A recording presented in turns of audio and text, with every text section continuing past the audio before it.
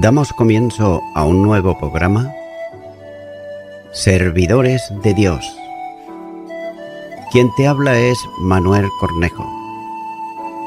Estaré compartiendo la palabra de Dios y lo haré de una manera expositiva, versículo a versículo.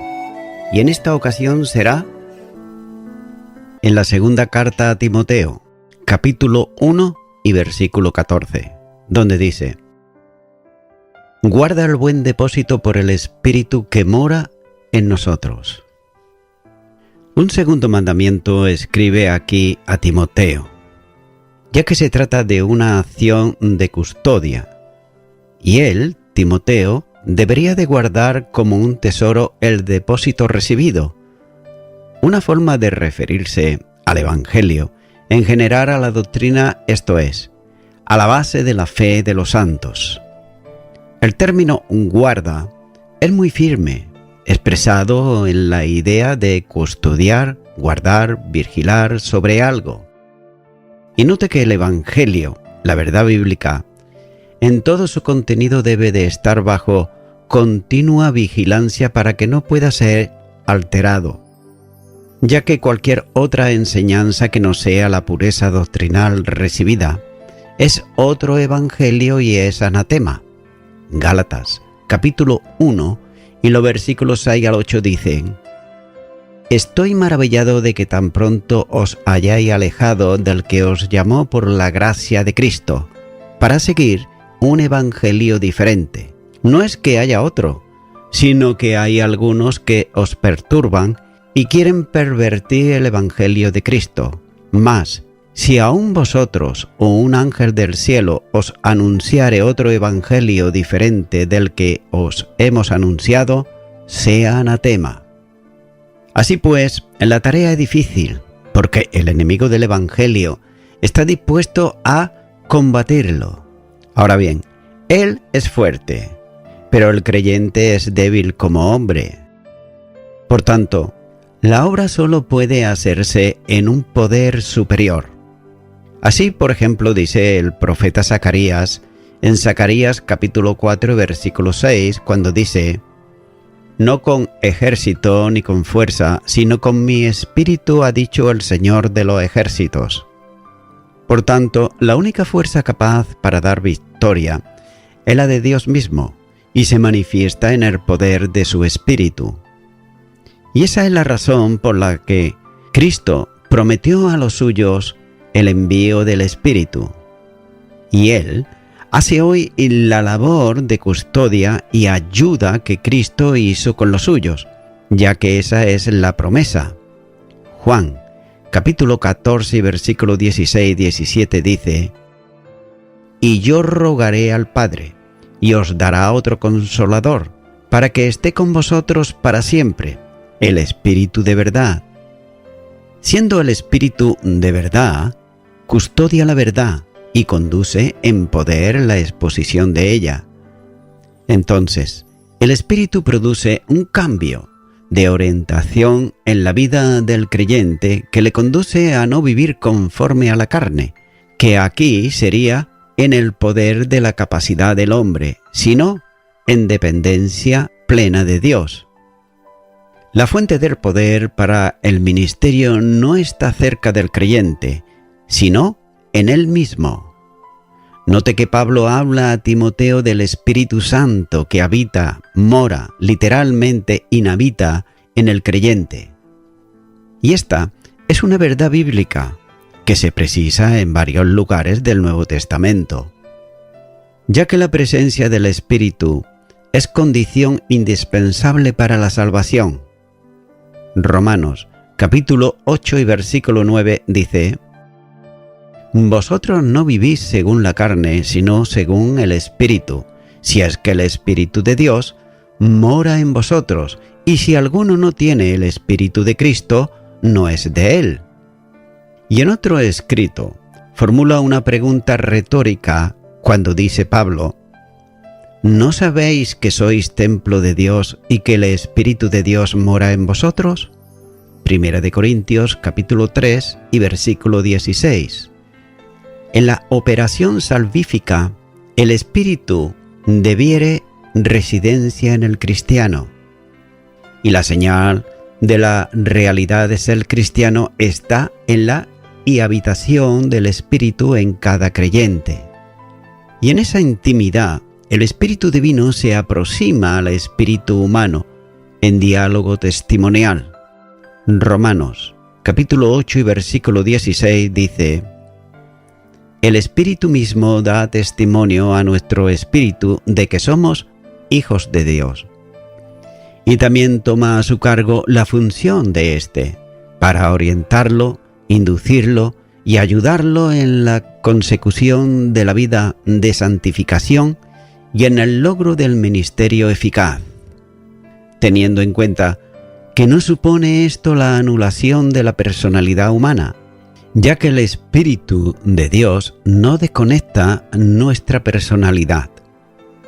Pero también es cierto que si alguno no tiene el Espíritu de Cristo, no es de Él.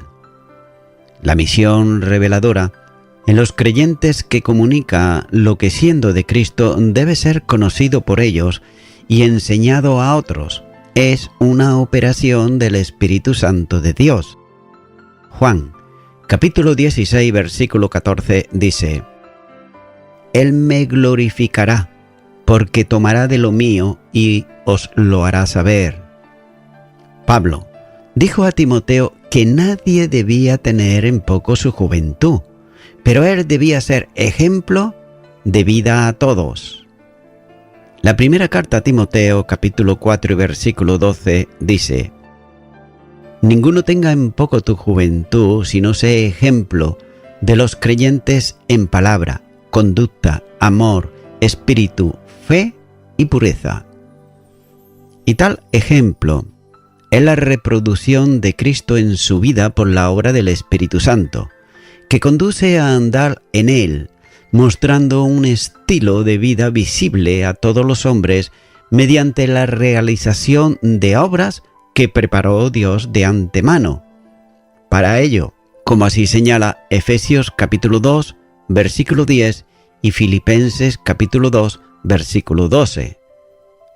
Esta fuerza victoriosa es de Cristo. Filipenses capítulo 4 y versículo 13 dice: Todo lo puedo en Cristo que me fortalece. Pero note que además es comunicada por el Espíritu. Filipenses capítulo 2 y versículo 13 dice: Porque Dios es el que en vosotros produce así el querer como el hacer, por su buena voluntad. Continúa ahora con el versículo 15, donde dice: Ya sabes esto, que me abandonaron todos los que están en Asia, de los cuales son Figelo y Hermógenes. Las dificultades y problemas en la obra no puede menguar el compromiso. Y esa es la enseñanza general en cuanto le ha dicho antes a Timoteo. Como ejemplo de la exhortación pone su propia situación. Note que Timoteo sabía lo que estaba pasando. Y la frase es breve, aunque intensa, cuando le dice: Ya sabes que los de Asia me abandonaron. Ahora bien, ¿quiénes son estos de Asia? Algunos piensan que se trata de personas que le conocían incluso judíos del territorio llamado Asia, posiblemente Asia Menor. Y es probable que incluyese a personas que en cierta medida eran favorables a Pablo, aunque no fuesen creyentes.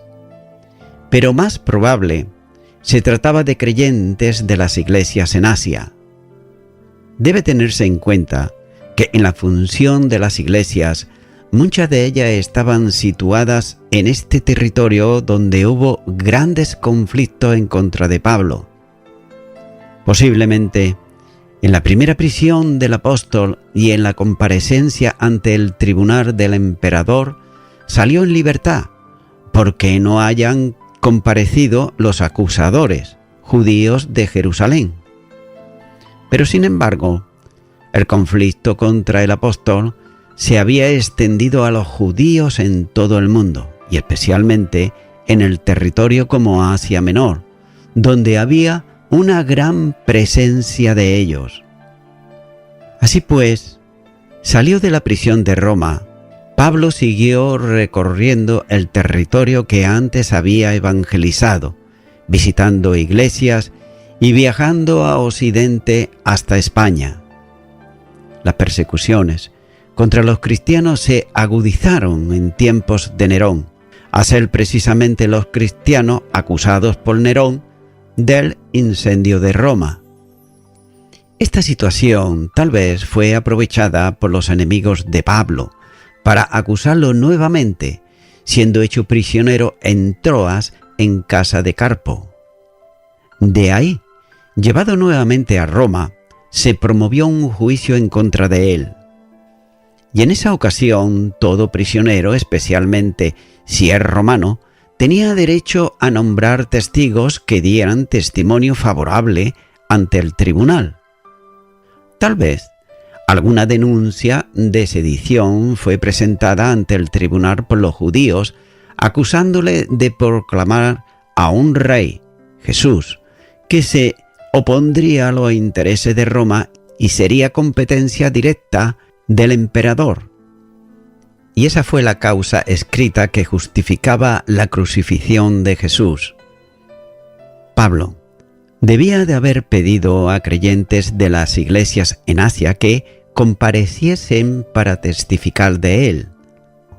¿Acaso, por temor a lo que pudiera traer como consecuencia, ninguno de ellos vino al juicio y Pablo dice que todos le abandonaron? Es posible que se tratase de judíos convertidos procedente de Asia que estaban en la iglesia en Roma. Se sabe bien, por otro lado, del resentimiento de judíos en contra de Pablo y de un grupo que le visitó en la primera prisión en Roma.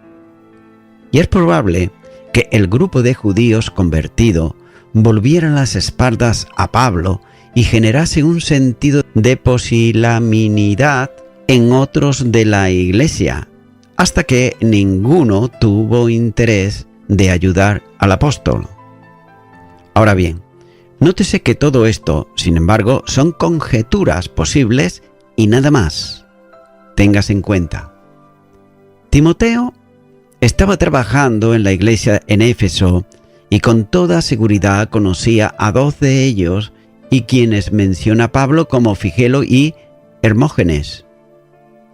Nada se sabe de ellos en referencias bíblicas. Ahora bien, ¿se trataba acaso de alguno de los que enseñaban doctrinas erróneas en Asia y tal vez en Éfeso? Pudiera ser. Pero sin embargo, el silencio bíblico solo deja entrever la cobardía de ellos. Algunos piensan que eran líderes en alguna de las iglesias de Asia Menor, pero cualquier cosa es mera suposición y nada más, ya que tal vez ni Pablo ni Timoteo pudieran sospechar que estos 2 estuvieran entre los que abandonaron a Pablo. Por eso menciona sus nombres a Timoteo como si quisiera decirle: hasta estos 2 me dejaron solo. Pero téngase en cuenta que no es importante quiénes eran, cómo eran o las razones que tuvieran para no ayudar al apóstol. Lo que se aprecia en el texto es la tristeza de corazón de Pablo, cuando dice: todos me abandonaron. Humanamente hablando, no es justo que luego de tanto trabajo, aflicciones, privaciones, enfermedades, peligros y cuanto costó al apóstol llevar el evangelio y cumplir el mandato recibido, al final de su vida no tiene quienes estén dispuestos a ayudarle en una situación así, compareciendo en juicio a su favor o acompañándole en su prueba. Sobre todo, si entre los que le abandonaron hay resentidos en contra de él o personas que, siendo notables, se niegan por otro lado a ayudarle. Y téngase en cuenta que esto ha ocurrido siempre, sigue ocurriendo, ya que el mismo Señor Jesús fue dejado solo cuando hasta sus propios discípulos huyeron en la noche en que fue preso en Getsemaní y llevado ante el tribunal.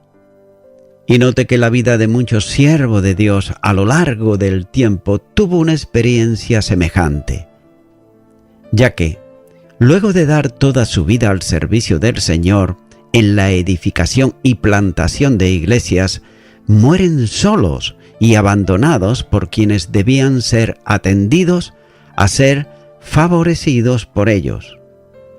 Y otras veces llega a peor condición, cuando algunos que no fueron atendidos en sus pretensiones se dedican a la maledicencia haciendo correr mentiras para desprestigiar la vida de quienes han servido con plena conciencia.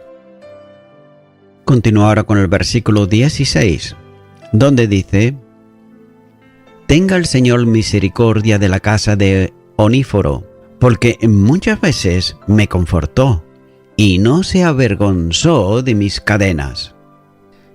Note que aquí Pablo pide al Señor le conceda de misericordia o compasión a la casa de Onesíforo. Es la única vez que aparece esta expresión en todo el Nuevo Testamento, ya que la construcción gramatical es la propia para expresar un deseo para el futuro de alguien. Y del mismo modo que con otros nombres no se sabe nada de quién era este creyente. La expresión hace suponer que probablemente Onesíforo vino a Roma dejando a su familia de mutuo acuerdo con ella, y lo hizo para servir, alentar a Pablo en la prisión. En alguna medida, la familia estaba involucrada también en el servicio de amor que Onesíforo prestaba al apóstol, ya que mientras algunos le abandonaban, otros se arriesgaban personalmente buscándole en la prisión. Dios tiene siempre provisión para los suyos, y cuando, aparentemente, se encuentran solos y necesitados de aliento, envía a alguien para que haga ese servicio de amor. Es muy interesante lo positivo del escritor y por consiguiente del pensamiento de Pablo, cuando dice: «Todos me abandonaron, pero Onesíforo me buscó para atenderme». Note que para llegar hasta el prisionero Pablo había que tener tesón, hasta dar con el paradero, y valentía también para visitar a alguien que había sido condenado a muerte. Y una vez llegado a Roma y conocedor de que estaba en prisión, le buscó hasta encontrarlo. No hay ninguna queja para los muchos, pero hay gratitud para el que le buscó. Todos los miembros de la familia de ese hermano estaban en el corazón y deseo de Pablo, que pedía bendiciones para ellos. De manera que el apóstol recuerda aquí dos motivos de gratitud. El primero fue que muchas veces me confortó. Una vez que lo localizó en la cárcel donde estaba preso Pablo, lo visitaba con frecuencia, siendo para él como aire fresco, que lo reanimó, y tal vez como expresa uno de los significativos del verbo usado aquí. Y es muy posible que la visita de Onesíforo supusiera también una ayuda material en las necesidades propias de un prisionero de aquel entonces. Tal vez, cuando le encontró el apóstol, estuviese en el límite de sus fuerzas y a punto de desfallecer, de lo que fue aliviado por el ministerio personal de ese hermano, ya que era algo que el anciano apóstol no podía olvidar. No tiene nada con que corresponder al desinterés de toda aquella familia, pero puede darle el tesoro de sus oraciones, intercediendo por ellos, para que la misericordia de Dios esté presente en toda ocasión. Y el segundo motivo de gratitud que Pablo tenía de Onesíforo es que no tuvo vergüenza de su cadena, es decir, no se avergonzaba que estuviese preso. Es interesante que en un mismo capítulo aparece 3 veces el verbo avergonzarse. Timoteo no debía de hacerlo, es decir, de avergonzarse, como dice el versículo 8. Y Pablo no se avergonzaba, como dice el versículo 12. Onesíforo no se avergonzó tampoco, versículo 16. Y muchas veces visitó al apóstol, muchas veces le ministró en sus necesidades y en ningún momento se avergonzó de él, esto es, de que estuviese prisionero e incluso condenado a muerte. Y las quejas que pudiera haber en el servicio, las cargas que gravitan sobre el alma del siervo, no se recuerdan, sino que se entregan al que lo llama a su servicio.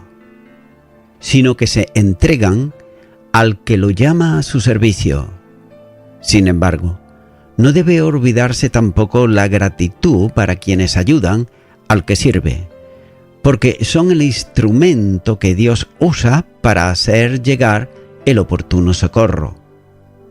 Y esta es la manera propia de servir, ya que las aflicciones hechas al que sirve son hechas al Señor, que lo ha llamado al servicio, y las ayudas prestadas son reconocidas en gratitud al que envía lo necesario en cada momento.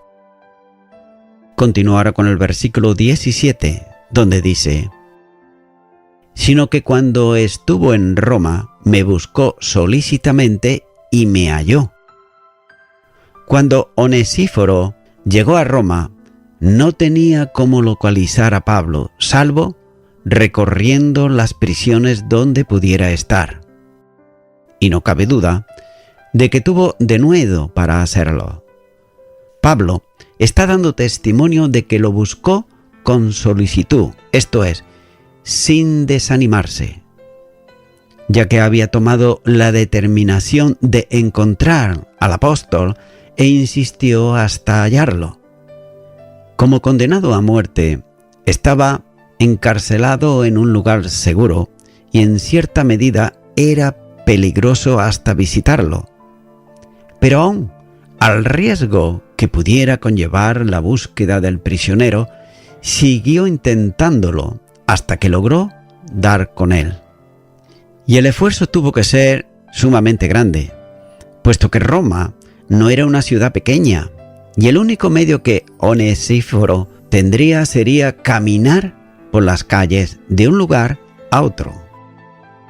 Continúa ahora con el versículo 18, donde dice: concédale el Señor que halle misericordia cerca del Señor en aquel día, y cuanto nos ayudó en Éfeso, tú lo sabes mejor. El apóstol expresa un deseo más que una oración a favor de Onesíforo, ya que se trata de que ese hermano hallara misericordia del Señor para aquel día. Y téngase en cuenta que no se trata de una recompensa consistente en la salvación personal para el día de la resurrección. Y algunos suponen que Onesíforo había muerto en el servicio a Pablo, que el apóstol hacía oración por un difunto pidiendo la misericordia de Dios para él. Pero téngase en cuenta esto muy bien, y es que es algo contradictorio con la enseñanza bíblica, es decir, orar por una persona que ya ha muerto, ya que la salvación se alcanza por gracia mediante la fe, en esta vida, como respuesta al mensaje del Evangelio, pero en ningún caso en modo post-morte. Debe también de observarse que el término aquel día ya ha sido utilizado antes con relación al apóstol mismo en el versículo 12. Esta referencia es el día de comparecencia ante el tribunal de Cristo, donde se otorgarán las recompensas a los creyentes por el servicio que hayan hecho para el Señor. Y Pablo piensa que en ese día y expresa el deseo de que todos los dones divinos, las recompensas que se otorgarán como una manifestación de la gracia, sean una realidad en aquel día, se aprecia también el uso de 2 veces del nombre Señor, ya que primero debe referirse al Padre, ya que todo ruego y toda buena dádiva procede de Él, como dice Santiago capítulo 1 y versículo 17. Y en segundo lugar, es aplicable a Cristo, quien otorgará recompensas en su tribunal para los creyentes. El deseo del apóstol es que, en el día del tribunal de Cristo, este hermano tenga una gran recompensa, ya que Onesíforo era un creyente totalmente comprometido con el servicio, y no solo en relación con la prisión de Pablo, sino antes en la iglesia en Éfeso. Había prestado muchos servicios en aquella congregación, y Timoteo, tan vinculado a la obra en Éfeso, lo conocía bien, posiblemente de forma más directa que Pablo, porque probablemente ese servicio destacable ocurrió durante el tiempo en que Timoteo estuvo en un ministerio especial en aquella congregación por indicación del apóstol. Primera de Timoteo, capítulo 1 y versículo 3 dice: «Como te rogué que te quedases en Éfeso cuando fui a Macedonia, para que mandases a algunos que no enseñen diferente doctrina». Y voy concluyendo ya con esto. Estimado y estimada oyente, hay un refrán que suele decir: trabajar o servir por amor al arte. Seguramente lo hemos escuchado muchas veces. Es decir, trabajar sin recibir salario alguno, simplemente hacer algo por inspiración o por gusto. Pero téngase en cuenta que en estos días que corren, esto ni se entiende ni tampoco se desea entender, ya que estamos en un mundo totalmente materialista 100%, y suele cobrar absolutamente por todo. Cuando digo por todo, es por todo. Así pues, amigo y amiga oyente, sin embargo Cristo vino a la tierra desde el cielo, donde se le servía y además se le adoraba. Y Él vino y lo hizo para salvar al pecador y a la pecadora arrepentido, arrepentida, ya que todo aquel que cree en Él tiene salvación y vida eterna. De manera que Él vino a la tierra a servir y no a ser servido. Y además, no solamente eso, sino que Él pagó el precio de tu rescate dando su vida por ti en la cruz del Calvario. Por tanto, toda persona es salva cuando viene a Cristo, ya que la persona arrepentida no tiene que pagar absolutamente nada por el rescate de su alma, sino que Cristo ya la pagó en la cruz del Calvario dando voluntariamente su vida. Efesios, capítulo 2 y los versículos 8 y 9 dice: «Porque por gracia sois salvos, por medio de la fe, y esto no es de vosotros, pues es don de Dios, no por obras, para que nadie se gloríe». Y ahora, amigo y amiga oyente, yo te invito a que tú puedas hacer una oración de fe para recibir a Cristo en tu corazón. Ora conmigo y repite esta oración ahí a donde te encuentres. Señor Jesús, deseo en primer lugar pedirte perdón por todos mis pecados y por todos mis delitos. Me arrepiento de ellos y quiero agradecer también que tú hayas muerto en la cruz del Calvario, pagando con tu vida el precio por mi rescate. Te quiero dar gracias y lo hago en el nombre de Jesús. Amén.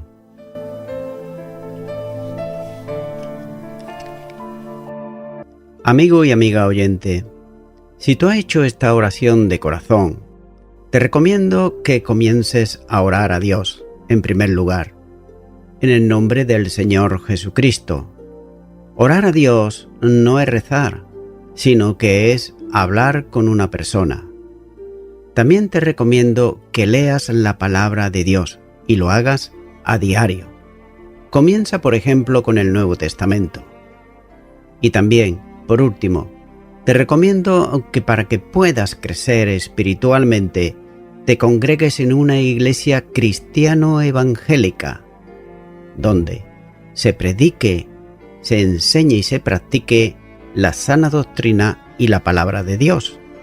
Congrégate ahí y con el tiempo podrás crecer espiritualmente y también servir al Señor Jesucristo. Que Dios te bendiga. Y a toda la audiencia, nuevamente ya me estoy despidiendo de todos ustedes y será hasta el próximo programa. Que Dios os bendiga a todos.